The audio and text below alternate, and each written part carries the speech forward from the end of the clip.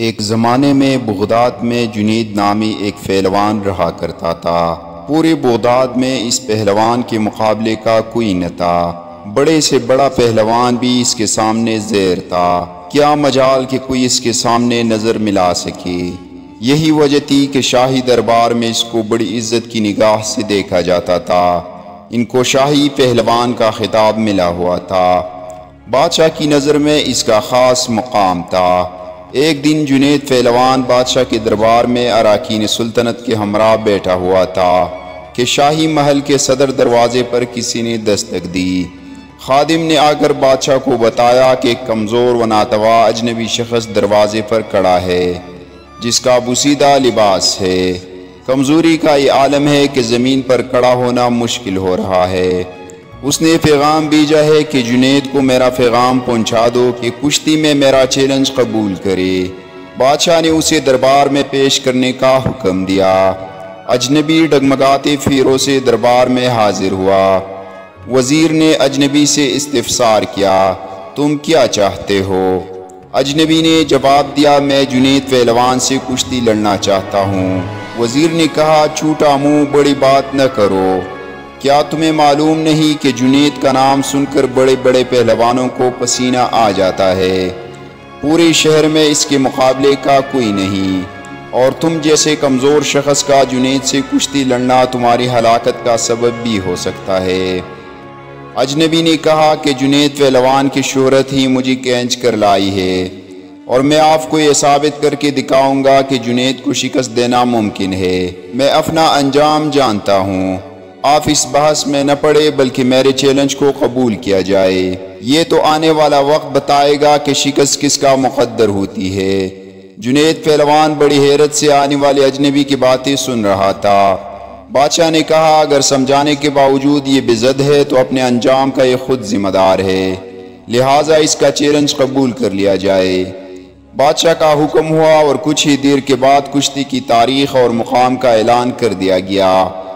پورے بغداد میں اس چیلنج کا تہلکہ مچ گیا۔ ہر شخص کی خواہش تھی کہ اس مقابلے کو دیکھے۔ تاریخ جو جو قریب آتی گئی، لوگوں کا اشتیاق بڑھتا گیا۔ ان کا اشتیاق اس وجہ سے تھا کہ آج تک انہوں نے تنکے اور پہاڑ کا مقابلہ نہیں دیکھا تھا۔ دور دراز ملکوں سے بھی سیاح یہ مقابلہ دیکھنے کے لیے آنے لگے۔ جنید کے لیے یہ مقابلہ بہت پراسرار تھا، اور اس پر ایک انجانی سے ہیبت طاری ہونے لگی۔ انسانوں کا ٹاٹے مارتا سمندر شہر بغداد میں امنڈ آیا۔ جنید پہلوان کی ملگیر شہرت کسی تعارف کی محتاج نہ تھی۔ اپنے وقت کا مانا ہوا پہلوان آج ایک کمزور اور ناتواں انسان سے مقابلے کے لیے میدان میں اتر رہا تھا۔ اکھاڑے کے اطراف لاکھوں انسانوں کا ہجوم موجود تھا۔ بادشاہی وقت اراکین سلطنت کے ہمراہ اپنی کرسیوں پر برا جمع ہو چکے تھے۔ جنید پہلوان بھی بادشاہ کے ہمراہ آ گیا تھا۔ سب لوگوں کی نگاہیں اس پراسرار شخص کی منتظر تھی جس نے جنید جیسے نامور پہلوان کو چیلنج دے کر پوری سلطنت میں تہلکہ مچا دیا تھا۔ مجمع کو یقین نہیں آ رہا تھا کہ اجنبی مقابلے کے لیے آئے گا، تاہم لوگ شدت سے اس کا انتظار کرنے لگے۔ جنید پہلوان میدان میں اتر چکا تھا۔ اس کے حامی لمحہ بلمحہ نعرے لگا کر حوصلہ بلند کر رہے تھے کہ اچانک وہ اجنبی لوگوں کی صفوں کو چیرتا ہوا اکھاڑے میں پہنچ گیا۔ ہر شخص اس کمزور اور ناتواں شخص کو دیکھ کر حیرت میں پڑ گیا کہ جو شخص جنید کی ایک پونک سے اڑ جائے، اس سے مقابلہ کرنا دانشمندی نہیں۔ لیکن اس کے باوجود سارا مجمع دھڑکتے دل کے ساتھ اس کشتی کو دیکھنے لگا۔ کشتی کا آغاز ہوا، دونوں آمنے سامنے ہوئے، ہاتھوں میں ہاتھ ڈالے گئے، فنجہ آزمائی شروع ہوئی۔ اس سے پہلے کہ جنید کوئی داو لگا کر اجنبی کو زیر کرتے، اجنبی نے آہستہ سے جنید کے کان میں کچھ سرگوشی کی۔ جنید کے چہرے کا رنگ متغیر ہو گیا۔ بہرحال کشتی کا آغاز ہو گیا۔ اجنبی شخص اور جنید پہلوان نے آپس میں پنجہ آزمائی شروع کر دی۔ کشتی لڑنے کا انداز جاری تھا۔ بوڑھے میں لگتا تھا کہ جوانی لوٹ آئی ہے۔ پینترے بدلتے جا رہے تھے۔ داو پیچ کے مظاہرے جاری تھے۔ ہجوم کا جوش و خروش بڑھتا گیا۔ جنید داو کے جوہر دکھاتا تو مجمع نعروں سے گونج اٹھتا۔ یکایک لوگوں کی فلکے جھپکے دھڑکتے دل کے ساتھ آنکھیں کھلے تو ایک ناقابل یقین منظر آنکھوں کے سامنے تھا۔ جنید چاروں شانے چت پڑا تھا اور بوڑھا شخص سینے پر بیٹے فتح کا پرچم بلند کر رہا تھا۔ پوری مجمع پر سکتہ طاری ہو چکا تھا۔ حیرت کا طلسم ٹوٹا اور لوگوں نے ضعیف فاتح کو کندھے پر اٹھا لیا۔ میدان کا فاتح لوگوں کے سروں پر سے گزر رہا تھا۔ ہر طرف انعام و اکرام کی بارش ہونے لگی۔ ضعیف فاتح پہلوان بیش بہا قیمتی انعامات لے کر اپنی مسکن کی طرف چل دیا۔ اس شکست سے جنید کا وقار لوگوں کے دلوں سے ختم ہو چکا تھا۔ ہر شخص انہیں حقارت سے دیکھتا گزر رہا تھا۔ زندگی بھر لوگوں کے دلوں پر سکہ جمانے والا آج انہی لوگوں کے طعنے سن رہا تھا۔ ضعیف پہلوان کو شاہی دربار سے مکمل انعام و اکرام ادا کر دیا گیا، تاہم بادشاہ وقت کو جنید کے بوڑھے سے شکست ہضم نہیں ہو رہی تھی۔ بادشاہ وقت نے جنید پہلوان کو بلا کر بھیجا اور شکست کے بارے استفسار کیا۔ جنید، تم نے ہمیں شرمندہ کر دیا، اپنی شاہی وقار اور عظمت کو پاش پاش کر دیا ہے۔ کیا تم بک گئے تھے؟ جنید بغدادی خاموش رہے۔ بادشاہ نے اونچی آواز میں سچ بولنے کا حکم دیا۔ جنید بغدادی نے شاہ سے دست بدست عرض کی کہ جناب والا، میں جرمانہ ادا کرنے کو تیار ہوں، مگر کچھ نہ پوچھے تو بہتر ہے۔ تاہم بادشاہ نے سختی سے حکم کیا سب سچ بیان کیا جائے۔ جنید پہلوان نے عرض کی، ہاں حضور، میں جان بوجھ کر ہارا ہوں۔ یہ سچ ہے کہ اپنی شاہی وقار کو پاش پاش کیا ہے۔ مقابلے میں ہار کر جو بے عزتی کا سودا کیا ہے، اس کے سامنے بڑے بڑے رتبے ہیچ ہے۔ آج سے پہلے اتنا قابل فخر سودا کبھی نہیں کیا۔ یہ تو بہت ہی سستا سودا کیا ہے کہ جس کا منافع شمار سے باہر ہے۔ مجھے اپنے ہار پر کوئی شرمندگی نہیں ہے۔ بادشاہ نے تفصیل سے تمام روایات سنانے کا حکم دیا۔ جنید گویا ہوئے کہ مقابلے سے قبل بوڑھے پہلوان نے میرے کان میں سرگوشی کے انداز میں کچھ کہا تھا، جس نے میرے اندر ایک زلزلہ برپا کر دیا تھا۔ اس نے میرے کان میں کہا تھا کہ اے جنید، میں کوئی پہلوان نہیں ہوں، زمانے کا ستایا ہوا ہوں۔ میں آل رسول صلی اللہ علیہ وآلہ وسلم سے ہوں۔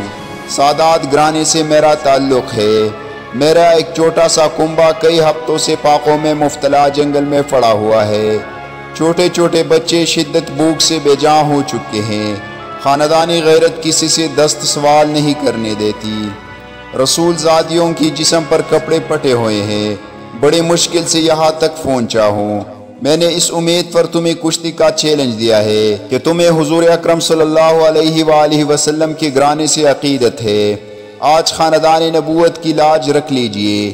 میں وعدہ کرتا ہوں کہ آج اگر تم نے میرے لاج رکھی تو کل میدان محشر میں اپنے نانا جان سے عرض کر کے فتح و کامرانی کا تاج تمہارے سر پر رکھواؤں گا۔ تمہاری ملگیر شہرت اور اعزاز کے قربانی خاندان نبوت کے سوکھے ہوئے چہروں کی شادابی کے لیے کافی ہوگی۔ تمہاری یہ قربانی کبھی بھی ضائع نہیں ہونے دی جائے گی۔ اجنبی شخص کے چند جملے میرے جگر میں اتر گئے۔ میرا دل گائل اور آنکھیں اشکبار ہو گئی۔ سید زادی کی اس پیشکش کو فوراً قبول کر لیا اور اپنی عالمگیر شہرت، عزت و عظمت آل رسول صلی اللہ علیہ وآلہ وسلم پر قربان کرنے میں ایک لمحے کی تاخیر نہ کی۔ فوراً فیصلہ کر لیا کہ اس سے بڑھ کر میری عزت و ناموس کا اور کون سا موقع ہو سکتا ہے کہ دنیا کی اس محدود عزت کو خاندان نبوت کی اڑتی ہوئی خاک پر قربان کر دوں۔ اگر بنی ہاشم کے گرانے کی مرجائی ہوئی کلیوں کی شادابی کے لیے میرے جسم کا خون کام آ سکتا ہے تو جسم کا ایک ایک قطرہ تمہاری خوشحالی کے لیے دینے کے لیے تیار ہوں۔ جنید اتنا کہہ کر خاموش ہو گئے۔ بادشاہ کو بھی چپ لگ گئی۔ ہاتھ کی اشارے سے جنید کو رخصت ہو جانے کا کہہ دیا۔ رات ہو چکی تھی، لوگ اپنے اپنے گھروں کو جا چکے تھے۔ عشاء کی نماز سے فارغ ہو کر جنید اپنے بستر پر لیٹ گئی۔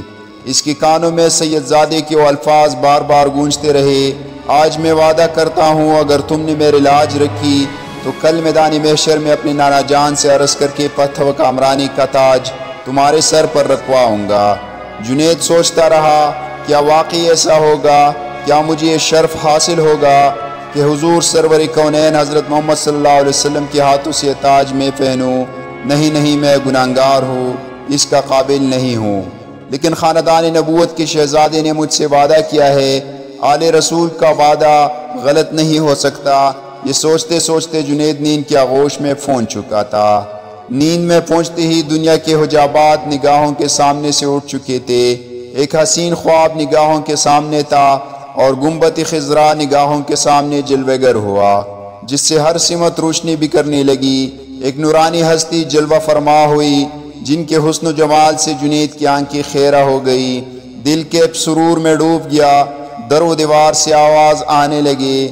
جنید سمجھ گئے کہ یہ تو میرے آقا کریم ہے جن کا میں کلمہ پڑھتا ہوں۔ فوراً قدموں سے لپٹ گئے۔ حضور اکرم صلی اللہ علیہ وسلم نے فرمایا، اے جنید اٹھو، قیامت سے پہلے اپنی قسمت کی سرفرازی کا نظارہ کرو۔ نبی زادوں کی ناموس کے لیے شکست کی ذلتوں کا انعام قیامت تک قرض رکھا نہیں جائے گا۔ سر اٹھاؤ، تمہارے لیے فتح و کرامت کی دستار لے کر آیا ہوں۔ آج سے تمہیں عرفان و تقرب کے سب سے اونچے مقام پر فائز کیا جاتا ہے۔ تمہیں اولیاء کرام کی سروری کا اعزاز مبارک ہو۔ ان کلمات کے بعد حضور سرور کونین حضرت محمد صلی اللہ علیہ وسلم نے جنید پہلوان کو سینے سے لگایا، اور اس موقع پر حضور صلی اللہ علیہ وسلم نے حالت خواب میں جنید کو کیا کچھ عطا کیا، اس کا اندازہ لگانا مشکل ہے۔ اتنا اندازہ ضرور لگایا جا سکتا ہے کہ جب جنید نیند سے بیدار ہوئے تو ساری کائنات چمکتے ہوئے آئینے کی طرح ان کی نگاہوں میں سما چکی تھی۔ ہر ایک کے دل جنید کے قدموں پر نثار ہو چکے تھے۔ بادشاہی وقت نے اپنا قیمتی تاج سر سے اتار کر ان کے قدموں میں رکھ دیا تھا۔ بغداد کا یہ پہلوان آج سید الطائفہ سیدنا حضرت جنید بغدادی رحمۃ اللہ علیہ کے نام سے سارے عالم میں مشہور ہو چکا تھا۔ ساری کائنات کے دل ان کے لیے جھک گئے تھے۔